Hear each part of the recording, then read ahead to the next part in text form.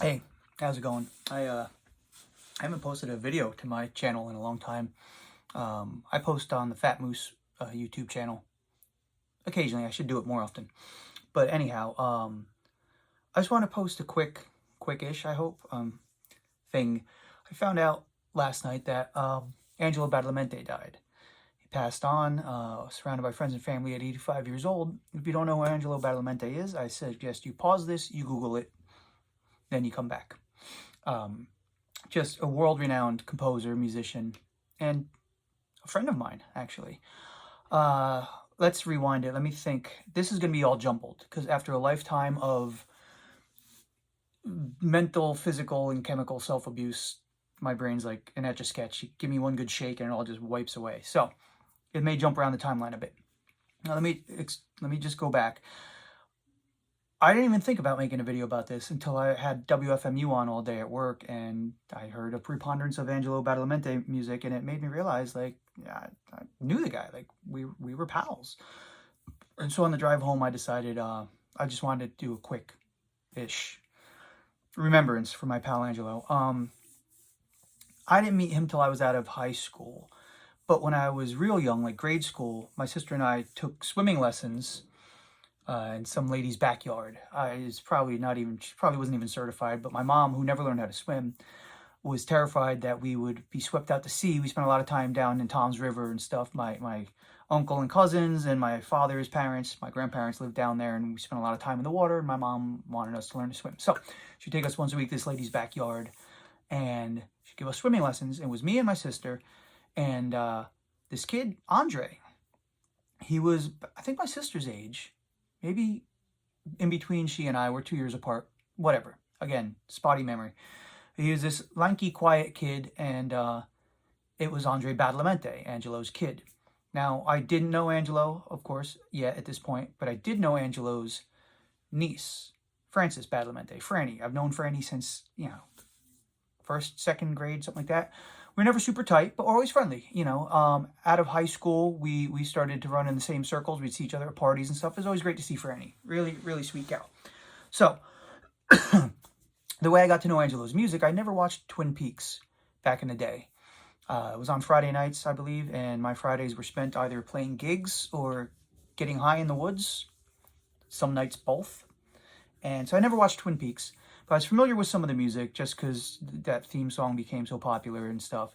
And the way I really got into Angelo's music was my sister gave me a copy of the soundtrack to David Lynch's Lost Highway. She was working for the Hard Rock Cafe, and they used to comp the workers like CDs and stuff. So she gave me the soundtrack to Desperado. She gave me a bunch of stuff that she wasn't interested in.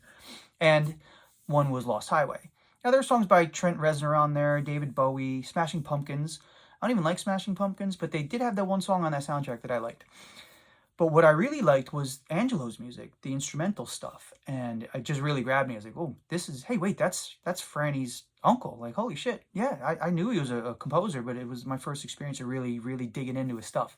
So fast forward till whenever. I, again, don't remember what year or whatever. Franny invited me to her wedding. And at the reception, again, don't remember where. It's just the way my life is. I was at the bar. They had a live band there. And up walks Angelo Badalamenti and says, hi, how you doing? We get a drink. And the band was made up of friends of his, musician friends. Very, top-notch players. I mean, Angelo didn't fuck around.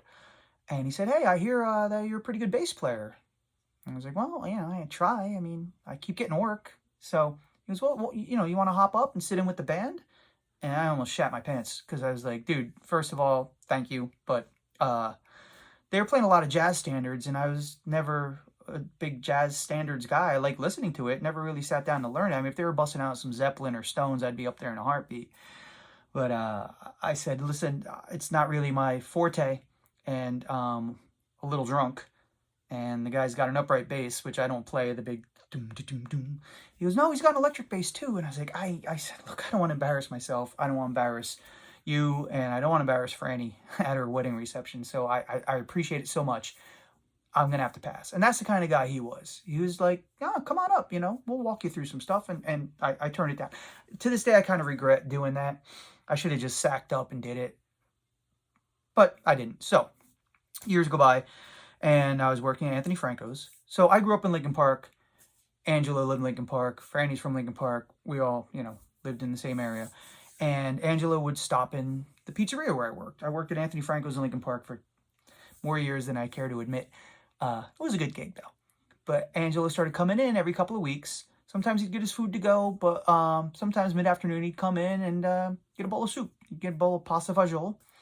And if I wasn't busy at the moment, I'd sit. He'd motion me over like, hey, come, what are you doing? Come, let's chat. And we talk music, and we talk about our lives and things that we're working on. And he never bragged.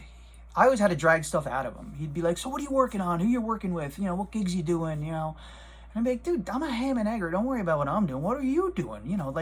I heard you're working with Bowie. I heard you did this and that. And he was always like, I did this or that. And the funny thing is, and again, I'm jumping all over the place, but I used to tell Frank, the owner of the pizzeria, and Joe, the manager, be like, do you know who that is? That's Angelo Badalamenti. He's like well known as a composer and a musician. And they were like, what? Who? Where? Who? What? Why? It's so weird. They weren't very cultured, and they weren't fans of David Lynch's work, I suppose, and they just weren't familiar with him. So then one day, it had to be a Monday because award shows are always on Sundays, right? So I don't know if it was the Emmys, the Grammys. I don't know what award show it was, but I came into work, and Frank, the boss, goes, hey, Henge. Henge, short for Hendrix, so Henge. Hey, Henge, I was watching the show last night, and they're going through the crowd, and sitting right in front, sitting next to David Bowie is Angelo. I said, told you, he's kind of a big deal. So after that, it was funny, because anytime Angelo came in, it's suddenly like, oh, Angelo, hey, how you doing? Come on, where do you want to sit? What do you need? You some soup? We got you. It's funny to watch them suddenly like be starstruck by this guy who's been coming in for God knows how long, and it was adorable. But real quick, he says, the one story Angelo told me, and I don't know what the event was, because again, Swiss cheese, he said he had to walk, he was playing a solo piece on the piano, but he had to walk from the far end of the stage all the way across to the piano. And he said, I wasn't afraid to play. I wasn't afraid of the size of the crowd. My biggest fear was I would trip and stumble on the way to the piano. It's like I was deathly afraid that I would embarrass myself on the way to the piano. And I always thought that was adorable. And we never did anything together. He used to hint at it sometimes. One time he said to me, he's like, oh, so what kind of gear do you use? What kind of bass? And I told him I have a modulus. And he's like, oh, those are nice. And I said, I'll play through a Trace Elliott, like the real deal Trace Elliott's. He's like, oh, wow. And he goes, well, so can you walk? Can you play like walking lines? I said, yeah, I'm not a jazz guy, but with a chart in front of me and 10 minutes to go over it and familiarize myself with it, I can do anything. He goes, well, do you do that slap bass, slapping and stuff? I go, oh yeah, I do the slapping, the tapping. I said, I've spent many years ripping off the technique of Stu Ham, because he's awesome. I said, yep. I said, I can even sing, man. I said, and I never flat out, I didn't want to impose me, like, let's do something. Like, I want to record with you. I mean, obviously I want to record with him. Like, come on, you had to know that. And nothing ever came of it. But I always said, if you need a guy, we're right in the same town. If you ever need a guy to do a thing for like free, I would be honored. And the closest I ever got to him ever even hearing me play, he got tired of going to the studio, traveling to the studio every day to New York and stuff. So his neighbor's house went up for sale. So he bought it, and he turned it into a recording studio. Which, that's the pimpest move ever, dude. He's like, yeah, I get up in the morning, I get my coffee, put on my slippers, and I just walk across the yard to my other house, and that's my studio. So I was only in there once. I took a delivery there, and, pardon me, I got something in my eye. I'm not crying. I'm too dehydrated to cry. This isn't a Kevin Smith video. There'll be no tears. So I delivered some food to him, and he had a couple guys there. They're working on something or other, and he played me a snippet of it, and he had a bass sitting right there, and I'm eyeballing it, and I'm like, how do I play the bass without being asked to, just to show him that I can play the bass? A lot of people say, oh, I can play this, I can play that, and sometimes they're full of shit. I want to show them, like, I can actually, but I had a bunch of deliveries in the car, and I had to go, and it just didn't happen. So another fun Angelo memory, and then I'll try to wrap this up. Sorry for the length, but I want to give the man his due. I was delivering near his house, and I had meant to drop off my friend Joe Ferrara did an album, and I wanted Angelo to hear it. Joe's a big fan, and lo and behold, Angelo's getting his mail from his mailbox, and so I pull over and I hop out. I'm like, Angelo, how's it going, man? He's like, listen, this is my friend's record. It's really good. He's a big fan of yours. I think it would mean a lot to him to know that you have it. Maybe you could give it a listen. And he's like, oh, I'm actually going out now. I'll pop it in my car. I was like, yeah, I told him, I know Angelo Badalamenti. He goes, wait. You said you know Angelo Badalamenti? I was like, yeah. He goes, no. You're friends with Angelo Badalamenti. So you should have said, I'm friends with Angelo. And I got like almost choked up. I said, we're friends? He's like, yeah, absolutely, we're friends. We have lunch together sometime. We're friends. And I was like, I'll put that on my resume. Never played with him, but friends with Angelo Badalamenti. Still minor bragging rights. And then one more. I'm sorry for the length of this. I really didn't mean to go this long, but he, on the Fantomas album, the director's cut, again, don't remember the year, it was a minute ago, they covered his song from Firewalk with Me, and I had asked him about it, and I said, did you hear this Fantomas cover of your song? He's like, no, I didn't know they had done it, which I guess means he didn't have the rights to it or something. I don't know how the music business works, because if I did, maybe I'd be a working musician by now.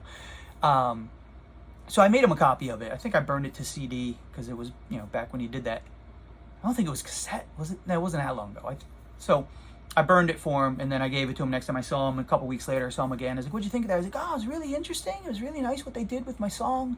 So that's the kind of guy he was. He wasn't like, oh, I don't know, they kind of screwed up my song. He was just the most generous, friendly, humble guy.